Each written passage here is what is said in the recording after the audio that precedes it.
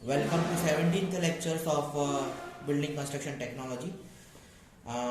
पिछली बार हमने पढ़ा था कि किस तरीके से हम लोग क्या बोलते हैं पाइल्स की ज्वाइन करते हैं, पाइल जॉइंट्स के बारे में पढ़ा था। ठीक है, आज हम पढ़ने वाले हैं कि एक स्पेशल टाइप ऑफ पाइल जिसका नाम है अंडर रिम्ड पाइल। ठीक है, अब अंडर रिम्ड पाइल होती क्या है और कहाँ पे यूज होती है, क्या इसके डायमीटर्स होते हैं, किस तरीके से इसका कंस्ट्रक्शन होता है, उन सब के बारे में आज अपन पढ़ेंगे। ठीक है, जीटीयू में ये 3 बार पूछा गया है। ठीक है, और बहुत अच्छा है टॉपिक ये, इस पे ध्यान दीजिए ना। और मेरे को लगता है कि ये शायद आगे इस बार भी पूछ सकते हैं। ठीक है, हमको इस बात पे कंसंट्रेशन करना है कि कौन कौन से जीटीयू पे रिपीटेड टॉपिक पूछे गए हैं और वो हमको तैयारी करके रखनी है। किसके लिए? हमारे एग्जाम के लिए। क्योंकि हो सकता है कि आपकी एग्ज़ाम शॉर्ट टर्म पीरियड में हो जाए और हमारे पास अभी खास करके डिप्लोमा वालों के लिए ज़्यादातर उनको टाइम नहीं मिला है उनके एग्ज़ाम्स के लिए। तो आप वेल प्रिपेयर्ड रहिए। सेकेंडली, रेगुलर वाले भी उनको भी इस तरीके से हमारे कोर्स कंप्लीशन के लिए हुआ नहीं है। तो आप लोग करिए क्या, आप लोग बुक ला के रख लीजिए और आप वेट मत करिए कि लेक्चर्स आएगा। आप ऑलरेडी पढ़ना स्टार्ट कर दीजिए। जितना मैंने पढ़ा है वो सारे के सारे लेक्चर्स आप रिपीट पढ़िए, अपने बुक के अंदर पढ़िए, बुक के अंदर देखिए ये कौन कौन से लेक्चर्स सर ने पढ़ाए हैं और कौन कौन से टॉपिक्स कवर करे हैं, और उसके बाद में वो रिपीटली बुक में से एक बार आप वो रिफर करिए। तो वो क्या आपके लिए अच्छा रहेगा। ठीक है, इतना सब करना स्टार्ट करना आपको अभी से पड़ेगा अपने एग्जाम की प्रिपरेशन करने के लिए। ठीक है, क्योंकि ये डिफिकल्ट सिचुएशन है हम सबके लिए। तो हमें ये जो आगे आने वाली चीज़ है उसके लिए प्रिपेयर रहना पड़ेगा कि हमको पता नहीं कि अब क्या आगे आएगा। क्योंकि एज पर अगर देखा जाए कि नवीन सेठ हमारे जो वाइस चांसलर हैं जीटीयू के, कल उनका इंटरव्यू में देख रहा था तो उन्होंने बोला है कि जिस तरीके से एग्जाम हो रही है 5th 7th, उन लोगों ने डिसाइड किया था 5th और 7th सेमेस्टर की जिस तरीके से एग्जाम लेंगे वो लोग ऑफलाइन, तो वो लोग लेने वाले हैं। तो पॉसिबल है कि हमारी एग्जाम्स भी वो लोग लेना स्टार्ट करेंगे। ठीक है, तो प्लीज़ इसके लिए आपको प्रिपेयर रहना पड़ेगा। तो आप अभी से पढ़ना स्टार्ट करिए। चलिए आज का लेक्चर स्टार्ट करते हैं। तो अंडर रिम्ड पाइल के बारे में मैं क्या बता रहा था, तो ये जो पाइल है ज़्यादातर हम वहाँ पे यूज़ करते हैं जहाँ पे हमारी जो सॉइल का जो नेचर है वो एक्सपांसिव नेचर है, जैसे कि ब्लैक कॉटन सॉइल। तो आप पहला पॉइंट अगर यहाँ पे देखेंगे तो मैंने यही लिखा है, द UR पाइल्स यानी under reamed piles is ideal solution to foundation in black cotton soil और एक्सपांसिव सॉइल।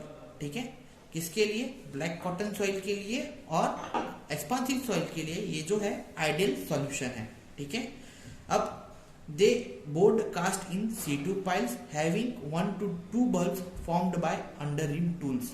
अब ये क्या है भाई कि ये जो पाइल्स हैं ये प्रीपेड नहीं होती हैं, पाइल्स प्री कास्ट नहीं होती हैं, इसको आपको साइड पे कास्ट करना पड़ता है। ठीक है, और ये यहाँ पे आप इमेज देखते होंगे, यहाँ पे ये 1 या 2 इसको बोलते हैं अंडर रिम्ड टूल्स से। ये जो अंडर रिम्ड पाइल है इसको बल्ब बोलते हैं, ये अंडर रिम्ड बल्ब है। ठीक है, तो इसको अंडर रिम्ड टूल आता है जिसकी हेल्प से हम ये वाला इस तरीके का शेप का हम होल कर पाते हैं। ठीक है, किसके अंदर? अपने पाइल के अंदर। अब load carrying capacity of pile is increase, piles contain 1 bulb at base is known as single reamed pile. जैसे कि ये आप यहाँ पे देख सकते हो, बेस में एक ही बल्ब कंटेन कर रहा है तो इसको अपन क्या बोलेंगे? सिंगल रिम्ड पाइल बोलेंगे। ठीक है, और यहाँ पे आप देख सकते हो अगर ये 2 बल्ब कंटेन कर रहा है तो इसको अपन क्या बोलेंगे? Double rimmed pile. क्लियर है? इस तरीके से ये पाइल बनाई जाती है। फिर ज्यादा बल्ब क्रिएट कर रहा है तो उसको मल्टी रिम्ड पाइल भी बोल सकते हैं, मल्टी बल्ब रिम्ड पाइल भी बोल सकते हैं। ठीक है, फिर load carrying capacity of pile will increase with increase in number of bulb. Simple सी बात है, लोड कैरिंग कैपेसिटी मतलब इसके ऊपर अगर मैं कोई भी फाउंडेशन बनाता तो उसकी कैरिंग कैपेसिटी किसकी ज्यादा होगी? ये जो लोड कैरिंग कैपेसिटी मतलब ये वजन कौन ज्यादा सहन कर पाएगा? ये वाली पाइल सहन कर पाएगी क्योंकि इसके अंदर 2 बल्ब है। ठीक है, यहाँ पे आप सब इमेजिन करिए कि यहाँ पे हर जगह पे सॉइल है, ये सॉइल के नीचे यानी यहाँ पे ग्राउंड है, ग्राउंड के नीचे ये पाइल बनाई गई है। ठीक है, तो लोड कैरिंग कैपेसिटी किसकी ज्यादा होगी? इसकी ज्यादा होगी। क्यों? क्योंकि यहाँ पे डबल पाइल्स हैं, डबल रिम बल्ब्स हमने प्रोवाइड करे हैं। सेकंड, आप देखो तो डायामीटर ऑफ पाइल क्या होता है। ठीक है, तो डायामीटर जो है हमारा ये इसका जो ये डायामीटर है, यहाँ पे आप देख सकते हैं, यहाँ पे मैंने लिखा हुआ है ये।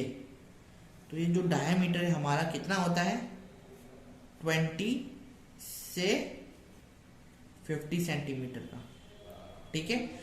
20 से 50 सेंटीमीटर का ये डायामीटर होता है। और इसका जो डायामीटर होता है, बल्ब का डायामीटर, वो कितना होता है, ये 2 to 3 time of diameter of piles, ठीक है। 2 to 3 time of diameter of piles होता है, क्लियर। सेकेंड, रेनफोर्समेंट हम जो प्रोवाइड करेंगे इसके अंदर, तो जो रेनफोर्समेंट है, जो ये बार्स हैं वो कितने mm के होंगे, ये जो बार्स आपको दिख रहे हैं ना, ये दो बार्स, ये जो दो बार्स हैं, ठीक है, वो कितने mm के होंगे, वो 10 to 12 mm के होंगे, ठीक है।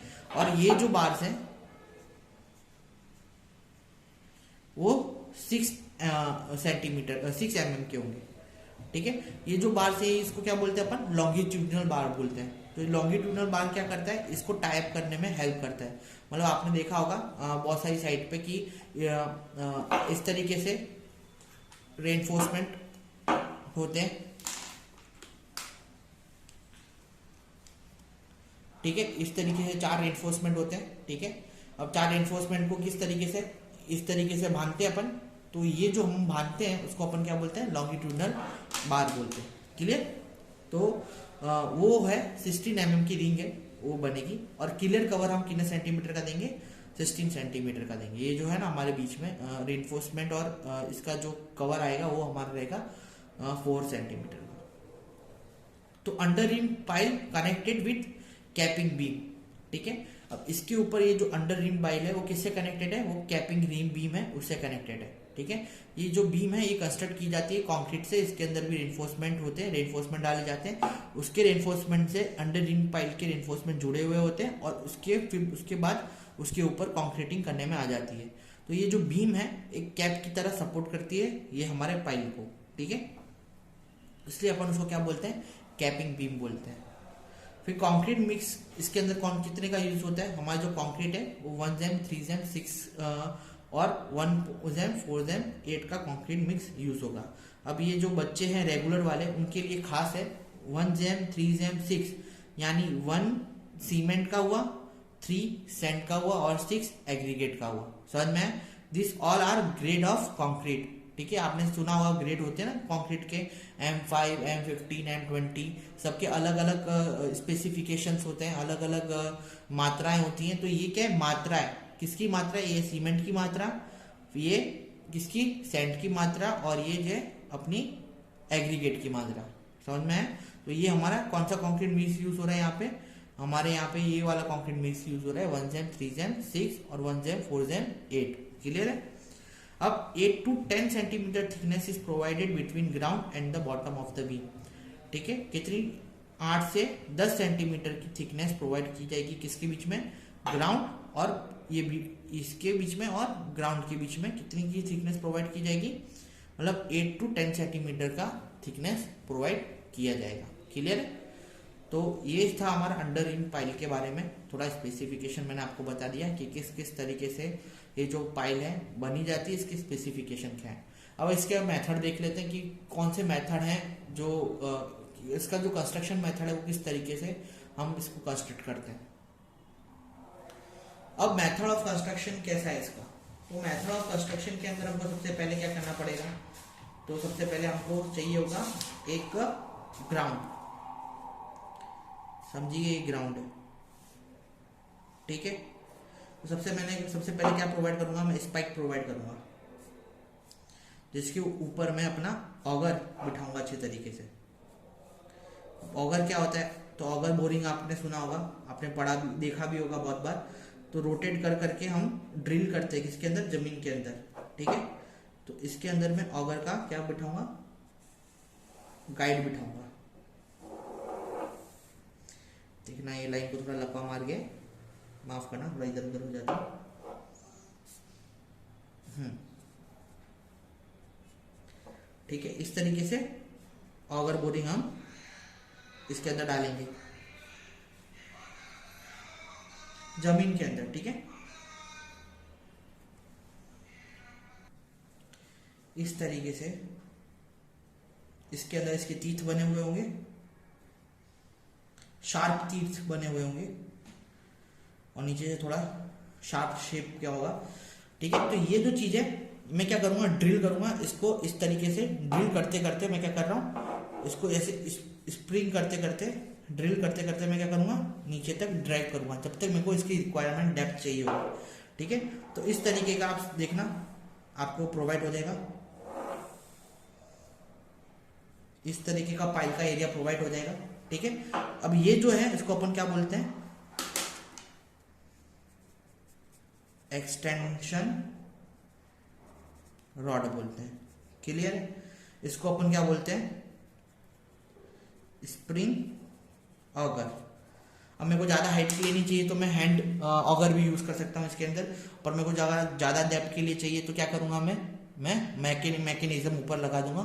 मैकेनिज्म से क्या करेगा, वो रोटर इसको घुमाएगा और नीचे तक होल करते हुए जाएगा, ठीक है। एक बार को मैंने होल कर दिया, ठीक है। तो अब मेरे पास क्या पड़ा हुआ है, मैं ये इसको बाहर निकाल लूंगा। तो अब मेरे पास सिर्फ इस तरीके का क्या बोलते हैं, एक खोखा जैसा बना हुआ है, ठीक है। मतलब मेरे को पाइल का केस मेरा तैयार हो गया, ठीक है। अब सेम स्पाइक के अंदर ऑगर हटा के मैं क्या करने वाला हूं, अंडर रिम टूल लगाने वाला हूं। क्या लगाने वाला हूं, अंडर रिम टूल। ये भी एक्सटेंशन गाइड के साथ जुड़ा हुआ अंडर रिम टूल,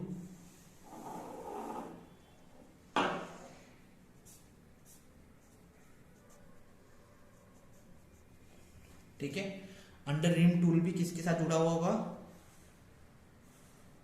गाइड के साथ जुड़ा हुआ होगा। बस ये अंडर रिम टूल के अंदर क्या होगा, इस तरीके का शेप का ये टूल होगा,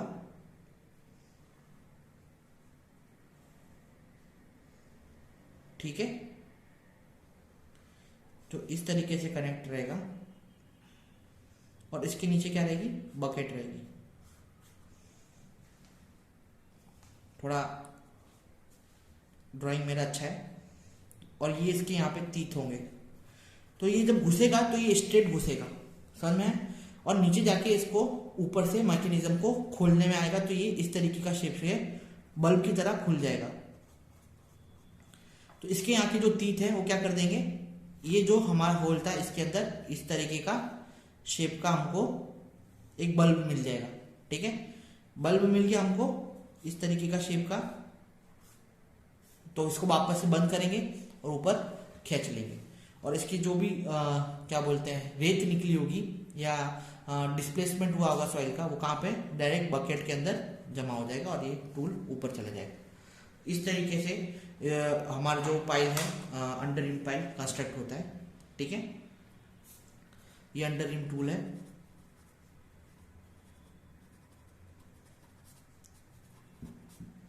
ये बकेट है। समझ में आया ना क्या करना है, ठीक है। सबसे पहले क्या करना है आपको, एक ऑगर बोर से होल करना है, ठीक है। अंदर तो ड्रिल करना है इसको, ठीक है। ऑगर बोर के बाद उसका निकालने के बाद आपको अंडर रिम पाइल अंदर घुसानी है। अंडर रिम पाइल घुसा के उसका बल्ब खोल देने। जैसे ये बल्ब खोलोगे तो ये चीज क्या कर देगा, इस तरीके का शेप का आपको बल्ब नीचे प्रोवाइड कर देगा। और जितने भी रेती है वो किसके अंदर इकट्ठी हो जाएगी, बकेट के अंदर इकट्ठी हो जाएगी। और फिर ये अंडर रिम टूल को बाहर निकाल देने का। रेनफोर्समेंट आपको प्लान कर देने के अंदर, रेनफोर्समेंट डालने के बाद इसके अंदर कॉन्क्रीटिंग आपको कर देनी है, समझ में। इस तरीके का इसका कंस्ट्रक्शन मेथड रहता है, ठीक है। जीटीयू में 2013 में बहुत पुराना क्वेश्चन ये पूछा गया था, तो हो सकता है इस बार पूछा जाए, पर इतना इंपॉर्टेंट क्वेश्चन नहीं है। तो इसके जो मैंने आपको स्टेप्स बोले हैं वो कि वो स्टेप्स आप लिख दोगे तो आपको ड्राइंग के साथ आप लिखोगे तो आपको इसके 5 मार्क्स में अगर पूछा है तो 5 मार्क्स मिलने के चांसेस हैं। अब पाइल कैप और पाइल शूज क्या होता है, तो ये जीटीयू जनवरी 2013 में पूछा गया क्वेश्चन है। तो भाई बहुत सारे देखो किस तरीके का मैकेनिज्म रहता है कि मैं आपको यहाँ पे समझाता हूँ। ये जहाँ पे मेरा हाथ है वहां पे थोड़ा ध्यान देना। तो जैसे कि मेरा ग्राउंड है,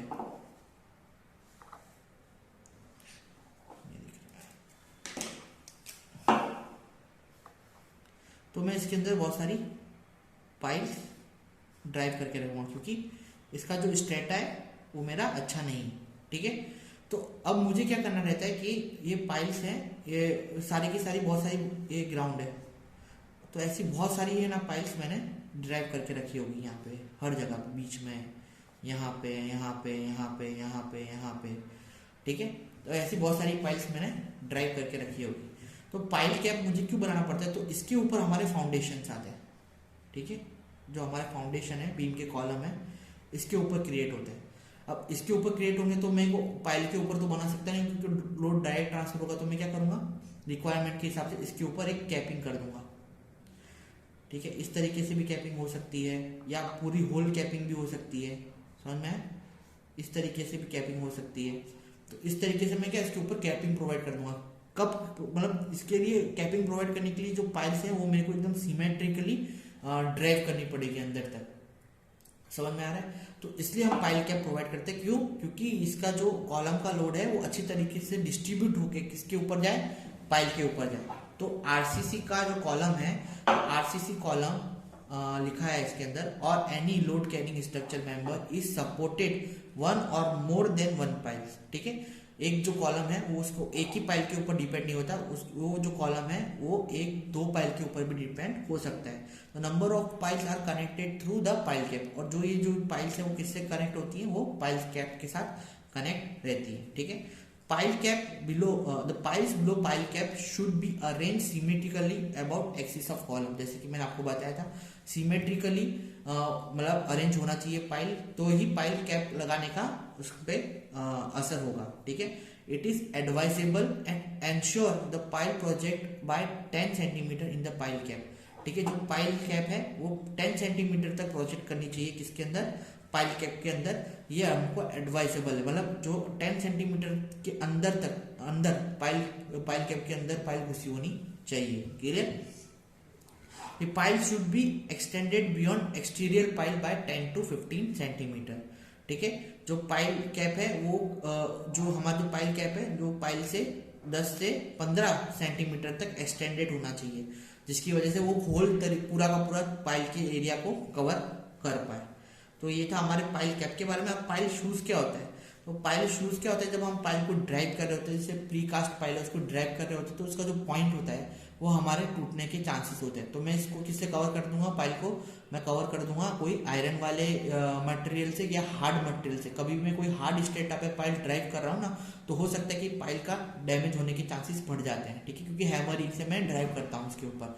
तो हो सकता है कि पाइल के ड्राइव अच्छी तरीके से ना हो गया, हमको हार्ड स्टेटा मिले, तो पाइल फेलियर के चांसेस ज्यादा रहते हैं। तो मैं क्या करता हूँ, इसके नीचे, पाइल के नीचे इस तरीके के शूज प्रोवाइड कर देता हूँ, इस तरीके के क्या, इस तरीके के शूज प्रोवाइड कर देता हूँ, जिसकी वजह से, और ये जो शूज है वो किसके बने हुए होते हैं, कास्ट आयरन के, स्टील के, रफ आयरन के बने हुए होते हैं। तो वो जो कि हम प्रिवेंट करते हैं टिप को, किसके टिप को, पाइल की टिप को प्रिवेंट करते हैं ड्राइव करने से, समझ में। ड्राइव के जो हैमरिंग होती है उससे प्रोटेक्ट करने के लिए हमको जो ये कैप है वो प्रोवाइड करे जाते हैं, क्लियर।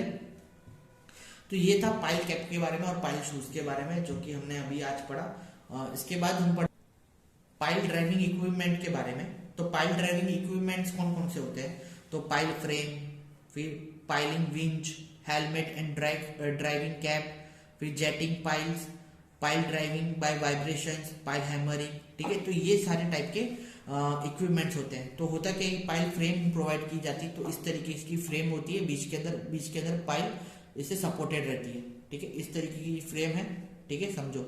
और यहाँ पे ऊपर एक पाइल को सपोर्ट करने के लिए मैंने विंच डाल दी है।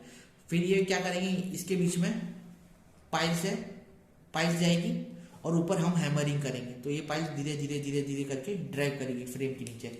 इस तरीके का आप देखोगे तो आपको यूट्यूब पे बहुत सारे फ्रेम्स के स्ट्रक्चर मिल जाएंगे। एक्चुअली ये जो टॉपिक है जीटी में बहुत बार पूछा गया नहीं है और इतना इंपॉर्टेंट भी नहीं। इक्विपमेंट्स के जो है बहुत सिंपल इक्विपमेंट्स है, आपको सिर्फ जाके इसकी एक बार इमेज देखोगे तो आपने सबकी इमेज देखी होगी एक बार, इसलिए आप गूगल पर टाइप करोगे ना तो ये इसकी पूरी की सबकी इमेज आपको आपके गूगल सर्च में आपको मिल जाएगी, ठीक है। तो पाइलिंग विंच है, तो विंच क्या होता है, विंच गोल तरीके का होता है जिससे हम पाइल को लटका के रखते हैं, ठीक है, और फिर उसके ऊपर हैमरिंग करते हैं। फिर पाइल कैप होता है, ड्राइविंग कैप होता है। ड्राइविंग कैप के ऊपर हम क्या करते हैं, पाइल के जो हैमर है उसके नीचे वुडन पीस प्रोवाइड करते हैं और पाइल के ऊपर वुडन पीस प्रोवाइड करते हैं, जिसके उसकी एजेस है वो हैमरिंग से खराब ना हो जाए। जेटिंग पाइल्स, जेटिंग पाइल्स क्या होता है, जैसे कि ये पाइल है हमारी, ठीक है, तो इसके बीच में मैं क्या करूंगा, एक पाइप प्रोवाइड कर दूंगा, ठीक है, पाइप प्रोवाइड कर दूंगा। तो इसके जो प्रेशर रहेगा वो क्या करेगा, ये जो मेरा अगर सॉफ्ट स्टेट है तो उसको चीरता हुआ ये पाइल को ड्राइव करने में हेल्प करेगा, ठीक है। वाइब्रेशंस यूज करते हैं हम पाइल को अंदर डालने के लिए। और फिर pile hammering, pile hammering is standard method. जैसे कि पाइल हैमरिंग भी अलग अलग तरीके की होती है, जिसके अंदर एक होता है drop hammer, single hammer, double acting steam hammer, diesel hammer and hydraulic operated hammer. ये सारे के सारे जो हैमर है, ये जो इसके अंदर कोई मैकेनिज्म लगता नहीं है, डायरेक्ट फ्री फॉल करना होता है, हैमर को खींच के फ्री फॉल करो, आप पाइल अंदर चली जाएगी। सिंगल हैमर यानी सिंगल हैमर के उसके अंदर आपको पाइल जाएगी, ठीक है। फिर drop double acting steam hammer, इसका जो स्टीम के थ्रू इस मैकेनिज्म चलता है, ये डीजल के थ्रू इसका मैकेनिज्म चलता है, और हाइड्रोलिक के इसके मतलब एज अ फ्यूल इसका मैकेनिज्म चलता है। तो इसके मैकेनिज्म के ऊपर से ये फाइल हैमर है, हैमरिंग को हमने यहाँ पे डिवाइड किया है, ठीक है। अब यहाँ पे अपन ने पढ़ लिया कि पाइल इक्विपमेंट मेथड क्या होती है, पाइल ड्राइविंग मेथड क्या होती है। अब हमको कभी कभी क्या होता है कि पाइल्स के अंदर क्या बोलते हैं, मैं जैसे पाइल ड्राइव कर रहा हूँ तो उसके अंदर सॉइल डिस्प्लेसमेंट ज़्यादा हो जाता है, तो वो सॉइल डिस्प्लेसमेंट को अपन क्या बोलते हैं, हैविंग ऑफ पाइल। यानी कभी कभी जो पाइल से अच्छी तरीके से ड्राइव नहीं होती, या ड्राइव होते होते उसके अंदर क्या होता है, क्रैक्स आ जाते हैं, या उसकी जो नीचे की पाइल्स की नीचे की टिप होती है वो टूट जाती है। तो उसके हिसाब से जो भी पाइल होती है हमारी वो डैमेज हो जाती है, तो वो पाइल्स को हमको निकालना होता है। कभी कभी जो पाइल्स हम यूज कर रहे हैं उसको निकाल के हम दूसरी जगह भी यूज कर सकते हैं, अगर वो पाइल्स की कंडीशन अच्छी है तो उसके लिए हमको क्या होते हैं, पुलिंग ऑफ पाइल करना पड़ता है, मतलब वो जो पाइल हमने ड्राइव करी उसको निकालना पड़ता है। तो उसके लिए 4 मेथड है, कौन किस तरीके से अपन कर सकते हैं। तो use of double acting steam hammer, तो स्टीम हैमर यानी स्टीम हैमर से अपन उसको निकाल सकते हैं, ठीक है, क्योंकि वाइब्रेशन पैदा होगा इसके अंदर पाइल के अंदर, तो उसके पाइल के अंदर जैसे वाइब्रेशन होगा तो एक्सपांसिबल जो सॉइल रहेगी वो उसकी जो फ्रिक्शन छोड़ेगी पाइल की स्किन के साथ, और जैसे ही फ्रिक्शन छोड़ी तो हम वो क्या करेंगे, पाइल्स को बाहर निकाल देंगे। Use of vibration, upon vibrate करेंगे पाइल के अंदर तो क्या होगा, वो छुट्टा पड़ेगा, उसका जो एरिया है उसके जो मॉलिक्यूल्स है वो छुट्टे पड़ेंगे, तो हम क्या कर सकते हैं, पाइल को बाहर निकाल सकते हैं। फिर पाइल एक्सट्रैक्टर्स होते हैं, एक्सट्रैक्ट करके अपन को पाइल्स को बाहर निकाल सकते हैं। फिर यूजिंग इलेक्ट्रिसिटी, इलेक्ट्रिसिटी का कंडक्टर यूज करके हम पाइल्स को बाहर निकाल सकते हैं, ठीक है। तो ये सारे पुलिंग आउट मेथड्स हैं जो कि हम पाइल्स को निकालने के लिए यूज करते हैं। सेकेंड जो हमारा टॉपिक है वो माइक्रो पाइलिंग है। तो हाई स्ट्रेंथ हमारी जो अपन को चाहिए होता है तब अपन माइक्रो पाइलिंग यूज करते हैं। इसके अंदर डिफरेंस क्या होता है बाकी पाइलों की, कुछ ज़्यादा डिफरेंस होता नहीं है। 60 to 200 mm का diameter of pile upon use करते हैं। Steel diameter of pile, diameter of steel यानी रेनफोर्समेंट अपन है ना 60 to 200 mm का यूज करते हैं इसके अंदर। तो इसकी स्ट्रेंथ है अपन को ज़्यादा मिलती है। इसकी वजह से इसको हम कहाँ पे यूज करते हैं, ब्रिज हो गया, हाईवे हो गया, ट्रांसमिशन टावर हो गया, वहां पे ये पाइल्स ज़्यादा आपको यूज करने में आती है, ठीक है। लास्ट टॉपिक है अपने ये पाइल्स का। इसके बाद अपन कैशन फाउंडेशन के बारे में पढ़ेंगे। कैशन फाउंडेशन के बारे में अपन कल पढ़ेंगे। आज का जो लास्ट टॉपिक है लेक्चर का वो है cause of failure in piles. तो कौन कौन से फेलियर्स है, किस किस वजह से फेलियर्स पाइल्स के अंदर होते हैं। तो पाइल्स को पहले हमको डिजाइन करना पड़ता है, ठीक है। तो वो डिजाइन लोड से एक्चुअल लोड ज्यादा है, मतलब मेरा जो एक्चुअल लोड है, मतलब जो मैंने पाइल ड्राइव करने से पहले मैं सब जानकारी ले लूंगा कि भाई मेरा जो स्ट्रक्चर है उसका लोड कितना है, किस तरीके से वो बिहेव करने वाला है, कितने टन का लोड है, ठीक है। तो उसके हिसाब से मेरे को पाइल डिजाइन करनी पड़ती है और उसके हिसाब से मेरे को pile number of piles provide करवानी पड़ती है। तो जो एक्चुअल लोड है, जो मैंने डिजाइन लोड किया था उससे जो एक्चुअल लोड ज्यादा निकलता है तो पाइल के फेलियर होने के चांसेस रहते हैं, ठीक है। अगर मैं साइड पे मेरे जो वर्कर्स अच्छी तरीके से काम नहीं कर रहे, वर्कमैनशिप उनकी अच्छी नहीं है कास्ट करने में पाइल्स की, तो क्या हो सकता है, पाइल हमारी डैमेज हो सकती है। थर्ड है हमारा इंसेक्ट अटैक। इंसेक्ट अटैक जो हमारी जो नॉर्मल पाइल्स होती है, वुडन पाइल्स, उसके अंदर टर्मरिक और क्या बोलते हैं दीमक लगने के चांसेस बहुत होते हैं। तो दीमक से हमारी जो पाइल है वो कमजोर हो सकती है। फिर buckling of piles due to the removal of side support, ठीक है। अब बल्किंगनेस क्या होती है, तो बल्क ये पाइल है हमारी, ठीक है, पाइल का टेढ़ा हो जाना इज नोन एज बल्किंगनेस, मतलब सपोर्ट जो साइड सपोर्ट है उसका हट जाएंगे। कभी कभी मैं पाइल को, मैंने बोला ना अपलिफ्ट प्रेशर के लिए मैं है ना सपोर्ट उसके ऊपर से पाइल कैप्स का हटा दूंगा, तो पाइल कैप के सपोर्ट हटा दूंगा तो पाइल क्या टेढ़ी टेढ़ी बिहेव करेगी, ठीक है। तो उसको बोलते हैं अपनी बल्किंगनेस, ठीक है। बल्किंगनेस यानी पाइल का टेढ़ापन। फिर improve classification of soil, improper classification of soil. अब मेरे को हार्ड स्ट्रेटा बोला और मैं ब्लैक कॉटन सॉइल के लिए पाइल डिजाइन करी हो तो तकलीफ हो सकती है, ठीक है। Improve improper method of driving, मतलब मैंने अच्छी तरीके से पाइल ड्राइविंग मेथड यूज ना करी हो, तब जितना हैमरिंग करना चाहिए उसे डबल हैमरिंग कर रहा हूँ, जिसकी वजह से पाइल टूट रही है अंदर से, तो वो भी एक रीजन है कॉज ऑफ फेलियर का। Presence of soft strata and at the tip of piles, मतलब मैंने पाइल ड्राइविंग कर दी, मैंने हार्ड स्ट्रेटा समझ के पाइल ड्राइविंग करी, पर नीचे क्या निकला, सॉफ्ट स्ट्रेटा निकला, तो पाइल के चांसेस है डिस्प्लेसमेंट होने के और नीचे जाने के, तो तब भी मेरे को प्रॉब्लम हो सकती है, तब भी मेरी फाइल फेलियर हो सकता है, ठीक है। फिर lateral force is not considered when design, जब लेटरल फोर्स है वो हमने कंसिडर नहीं करे हो जब मैं डिजाइन कर रहा हूँ, ठीक है, तब भी हमारा फाइल फेलियर हो सकता है। इम्प्रॉपर मिक्स, कंक्रीट का इम्प्रॉपर मिक्स हो तब भी मेरे पाइल फेलियर हो सकता है, क्योंकि सबसे ज़्यादा स्ट्रेंथ हमारे कंक्रीट पे डिपेंड करती है। Second, use of rough type of cement, मतलब अच्छा सीमेंट यूज ना करा हो या मटेरियल अच्छा प्रोवाइड नहीं किया हो, और इनसफिशिएंट कवर, रेनफोर्समेंट के अंदर अच्छी तरीके से कवर प्रोवाइड ना करे हो, तब भी मेरे को पाइल का फेलियर देखने के लिए मिल सकता है। तो ये थे हमारे आज के टॉपिक्स जो कि मैंने कवर कर ले पाइल के बारे में, ठीक है। आज जो हमने पढ़ा अंडर रिम पाइल्स के बारे में पढ़ा कि अंडर रिम पाइल्स क्या होती हैं, किस तरीके का उसका कंस्ट्रक्शन होता है, ठीक है, उसके बारे में आपको पढ़ना है आज। फिर हमने पाइल ड्राइविंग इक्विपमेंट्स के बारे में पढ़ा है, फिर पुलिंग ऑफ पाइल्स, कैसे पाइल्स को बाहर निकाला जाता है उसके बारे में पढ़ा है, और माइक्रो पाइलिंग्स और उसके फेलियर्स के बारे में हमने आज के लेक्चर में पढ़ा, ठीक है। कल के लेक्चर में डीप फाउंडेशन के बारे में ही, डीप फाउंडेशन का ही एक टॉपिक है, लास्ट टॉपिक है कैशन फाउंडेशन, उसको कल अपन कवर करने की कोशिश करेंगे पूरा का पूरा।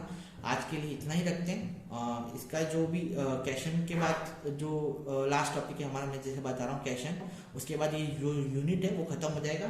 तो ये जो यूनिट में मैं लास्ट में असाइनमेंट देना मैं भूल गया था, असाइनमेंट्स मैंने आपने देखे होंगे क्योंकि कुछ लेक्चर्स के बाद मैंने असाइनमेंट देना बंद कर दिए थे, तो इकट्ठा असाइनमेंट में आपको यूनिट 1 का दे दूंगा, ठीक है। जो जो इंपॉर्टेंट क्वेश्चंस मुझे लगते हैं वो ही उसका ही असाइनमेंट दूंगा, तो वो आपको लिखने के लिए रहेंगे। तब तक के लिए आपको जो पहले असाइनमेंट दिए हुए हैं, मैंने डिप्लोमा वाले के लिए बात कर रहा हूँ मैं, वो आप लिख के रखिए, और कोई भी तकलीफ आता है तो गूगल मीटिंग में हम आप मुझसे कोई भी एरर है आपको दिमाग में तो पूछ सकते हैं। तब तक के लिए शुक्रिया, सेफ रहिए, थैंक यू, और नेक्स्ट लेक्चर में मिलते हैं कल, तब तक के लिए शुक्रिया, बाय।